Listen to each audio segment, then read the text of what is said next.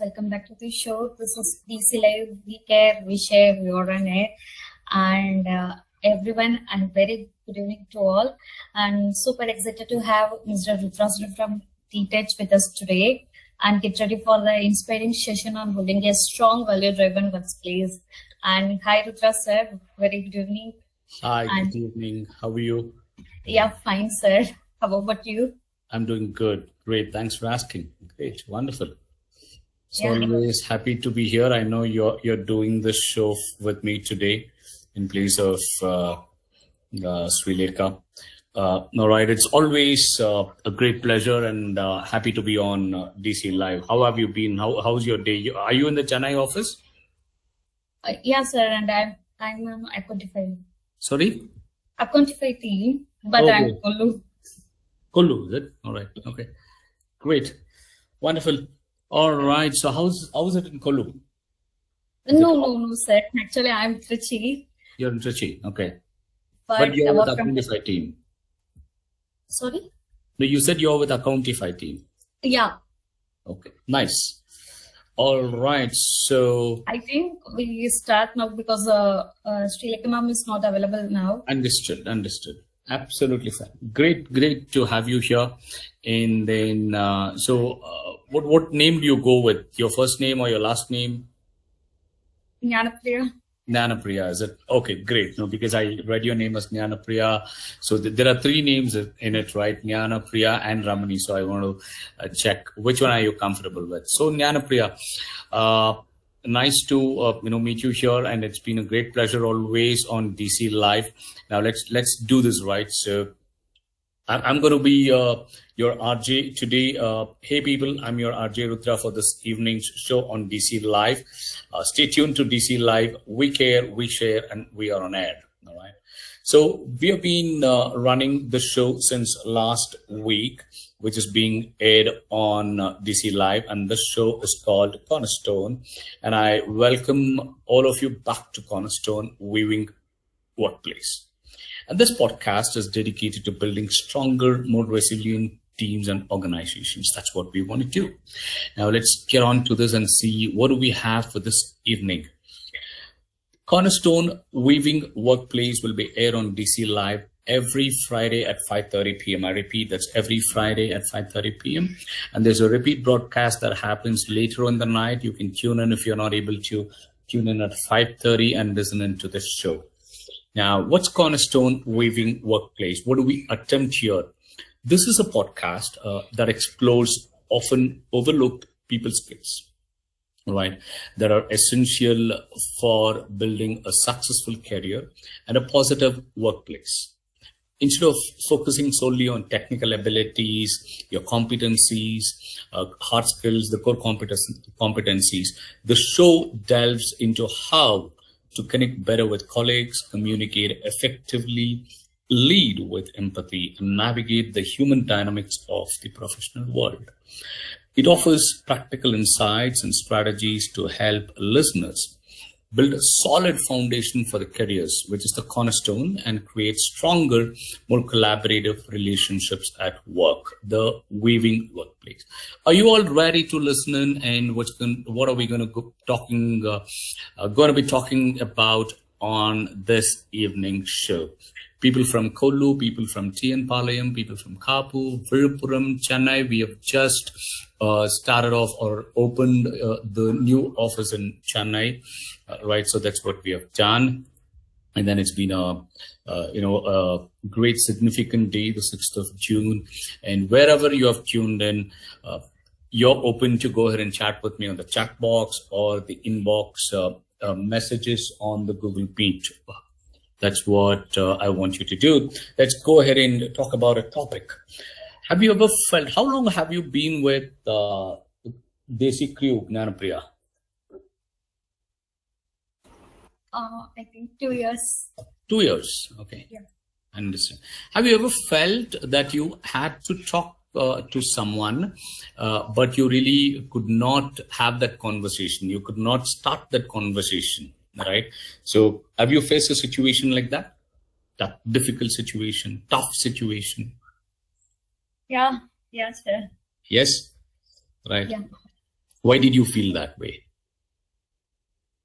You can just talk. That's okay, because you do not want to, probably make it big, or you really thought, let's not get into that conversation, or it is tough, something like that. Actually, what's the major issues? I'm introvert person. Sorry.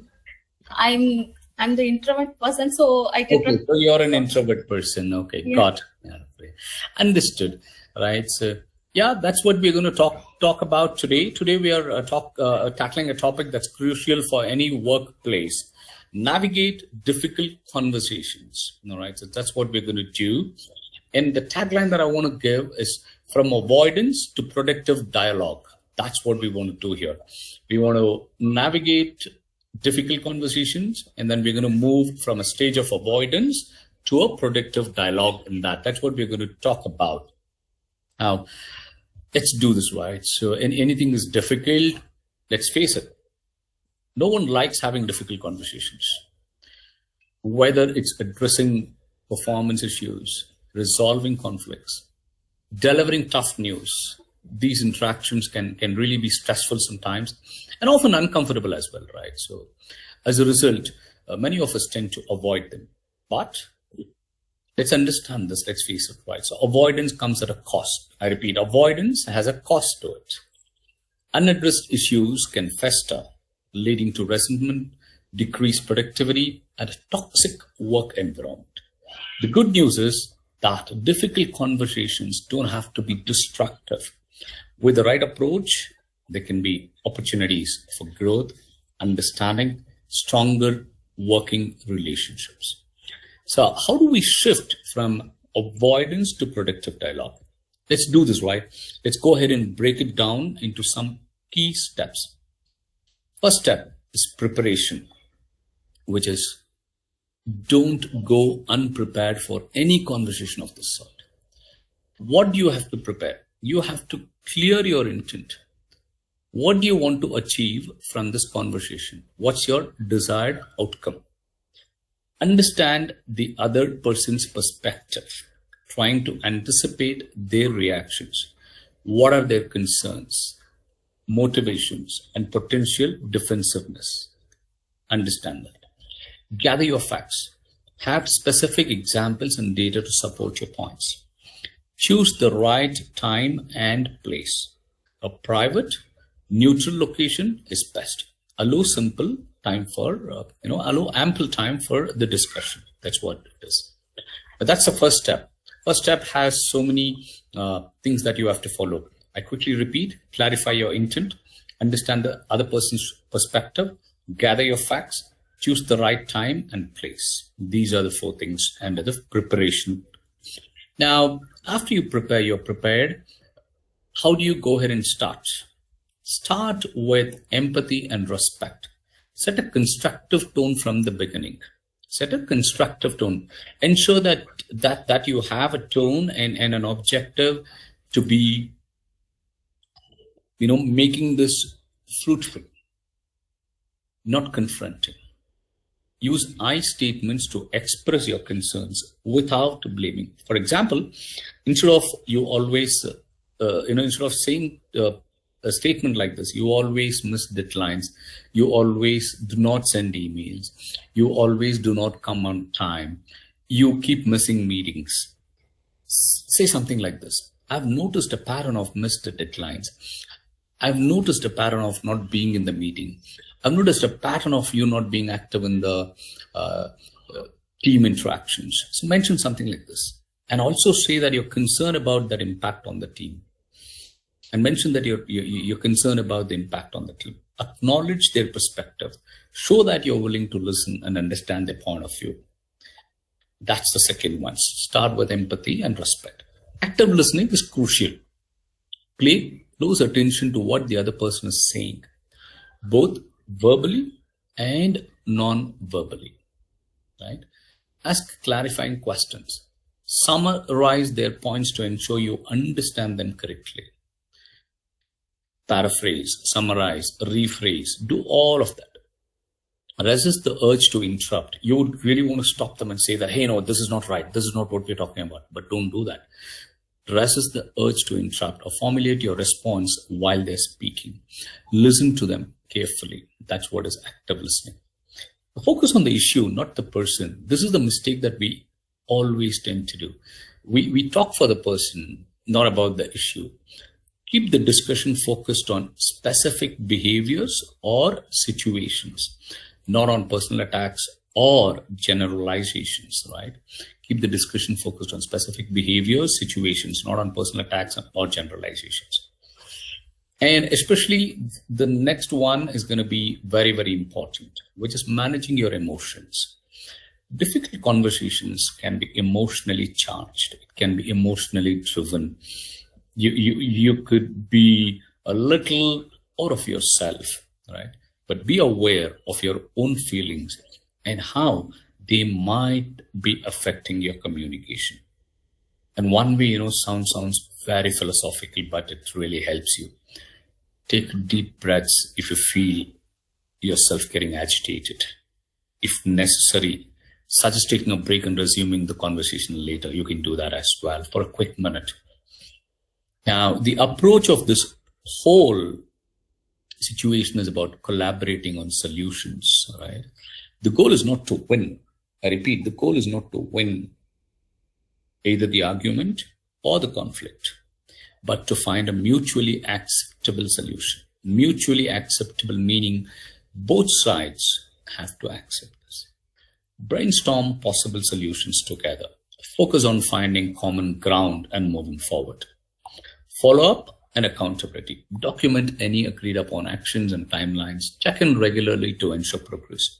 Hold both of yourself and the other person accountable for the following, for following this up, right? So I quickly repeat that we just listed 7 steps and spoke about it to navigate difficult conversations and moving them from a state of avoidance to a productive dialogue. So what are those 7 steps right now? Preparation is the key. You got to be prepared well. Start with empathy and respect. Active listening is crucial. Focus on the issue, not the person, is the 4th one. Manage your emotions is the 5th one. Collaborate on solutions is the 6th one. 7th one is follow up and accountability. Take full ownership and accountability of it. All right, so I'm going to stop here and ask Jnanapriya if she has any questions from herself or probably from in the DC Live chat box. Any questions? Anything? Any questions, comments, Jnanapriya? Yes, I actually question now, but I have one doubt. Yes, please. How handle the emotions very Sorry? well? Emotions. Yes. You say emotions, right? How do you handle them? Yeah. Okay. Handling emotions has a few parts to it. Okay. Now, one of them is you being self-aware of what is happening. You're being aware of yourself. You're being aware of, what's happening around you. So first one is not to react. So that's the first one, how to handle emotions. Never react when you're, agitated and when you're emotionally driven. Be it happiness also, never react to it, but respond. There's a difference between a reaction and a response. Reaction is something that just comes out from within without thinking, but response is something that you can think and respond. It's okay to respond, but do not react. That's one thing. Second thing is being self-aware. You're aware of your state of mind. You're aware of what's happening within yourself. You're aware of something to the effect of what are your emotions and what state of mind are you in right now, and what do you think, what are you thinking, and all of these is called self-awareness. All right, so that's one thing that's very, very important. Now the next thing is to go ahead and regulate your emotions, right? So you got to regulate your emotions, which is go ahead and rely on your self-awareness, where you are, and you control your thoughts and feelings at that point of time. Regulate them in a productive way. Do not really react, as I said, and then regulate this. This is very, very important. Managing emotions to maintain your focus and your resilience of what is going to happen. That's what you should be doing at that point of time. Okay. All right. Yeah, that's what you should be doing. Great. Wonderful. Thanks. That's a nice question. Okay, let's quickly go ahead and move on and pick maybe one or two of real world scenarios and talk about conflicts. Now, people really have this notion of conflicts and difficult conversations that it is going to be very emotionally driven. It's going to be a lot of shouting. It's going to be a lot of probably two people holding their collars is what is emotions. Throwing the notebook in office room, throwing the pen, just bang the wall. Those are conflicts. No, that's not actually a conflict. A conflict is something when two people disagree on something. Okay. Now, let's say that you are a supervisor and one of your team members has consistently missed deadlines and probably not delivering work as expected. So I've noticed that the other team members are picking up and then the tasks and everything, and this is leading to the resentment and frustration, and someone comes and tells you, hey, you know what, this is what is happening within the team. There's someone who's just not doing their work, and we are doing all the work. But you have two options in front of you. Ignore the issue, hoping it will take time to resolve it, and and just say that keep talking about the person who's not performing. There are some team members, they're going to be like this only. They will take time and just move on. Or just go ahead and schedule a one-on-one meeting or a private meeting. Start by stating that, hey, you know what, you've done a great job. You have been, I've been noticing that you have done some phenomenal work for the project, for the process, for within the team. And right now I see there's a dip in the performance, and also just talk about why do you say so, and also try to understand what are the challenges that you might be facing and offer, is there something that I can do about? But that looks like a collaborative approach. And this person is going to open up and say that, hey, you know what, there's something that, personal that's impacting at work, but then I should be fixed about it about another week or so.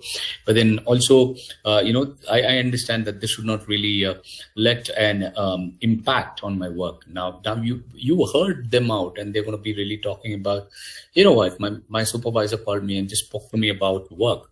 And then then you also have a very clear expectations of things are working. And then you seem to be having a very clear path for them to achieve. So this is one of them that you will have, you will have a pathway for, or you'll have a path for someone to get off their challenges and help them. That's one scenario. That's what I'm talking about, having difficult conversations. Now, there's another situations, right? So there's another situation that you see. As a team member, I'm a team member, but I have a feeling that, I've been working too much, and then I've been, I've not been getting my leaves. Whenever I ask, they say that there's a production issue. And then they say that, that can you just extend because the team needs you at this point of time. And you're okay doing that, but then somewhere at the back of the mind, you feel that you're being a little burned out, you're being a little stretched. What do? Avoid talking about it, hoping it will resolve. And then also, just talking to your colleagues about it. You know what, my leaves are not being given. I'm having challenges. I'm having a lot of work. I don't know why. My supervisor does this. Is that what you do? You don't do that. Now, what you do is you walk up to your supervisor, ask your supervisor, hey, you know what, I just want to have a quick chat with you, and then schedule some time with them. Then after that, the supervisor is going to go ahead and talk to you and then say that, hey, be open. Hey, you know what, I've been feeling like this. I know that there is nothing that probably, you have directly done for this to be impacted. But then I have this feeling, this is the last time that I asked for a leave. It wasn't given for me but you cited these reasons. While I understand, but then I have this feeling that my leaves are not being honored. leave requests are not being honored, and then I've been scratching for a lot of time, for about an hour every day, and that's kind of causing like too much of workload that I can shoulder. And also that I feel somewhere I should be doing something else. I've done this for about a couple of years now. Is there something that I can really contribute, so that I'm not sure if this is a situation where I'm just getting hit by the monotony of work. Now, when you say these three things to your supervisor is definitely going to, understand your notion, and then help you with the fact that, hey, you know what? Okay, let's plan this out for you. These are the, they would just say that, what are those things that you can do, and why is that you're feeling that the leaves, probably have not been overlooked, but it's just that you're feeling that way, and also about the burnout situation. You know what? Okay, do you want to do something else in a different way? And you arrive at a common discussion between the both of you, and then that's very, very important. If necessary, involve some real excitement, innovative work that you can do and contribute more than what you're doing regularly. That these are the two scenarios. One, which is for a supervisors to manage downward. Another one is for a team member to manage upward. So I've given both the situations of trying to go ahead and handle difficult conversations. I'm going to quickly pause for a moment and see if someone has a question. Someone has a question, or you have a question. Priya. No, sir. No questions now. Okay, great. Wonderful. So that's all I had for this today's show, but I know difficult conversations are never easy, but they're essential for a healthy, productive workplace. Difficult conversations have to be managed and not avoided. You got to prepare carefully, communicate with empathy and respect, focus on collaborative solutions, and transform these challenging interactions into opportunities for growth and stronger working relationships. That's all for today's episode of Cornerstone Weaving Workplace. Join us next time as we explore another vital aspect of human dynamics in the corporate world. Thank you, people, for joining me today. And then we will be having many more such topics that help us build a cornerstone and successfully weave the workplace on this show, Cornerstone Weaving Workplace. We will have this aired every Friday at 5:30 p.m. Do not miss tuning into the repeat broadcast later in the night today. Until I meet you again, this is RJ Rudhra signing off from Cornerstone Weaving Workplace on DC Live. Stay tuned to DC Live. We care, we share, and we are on air. Thank you.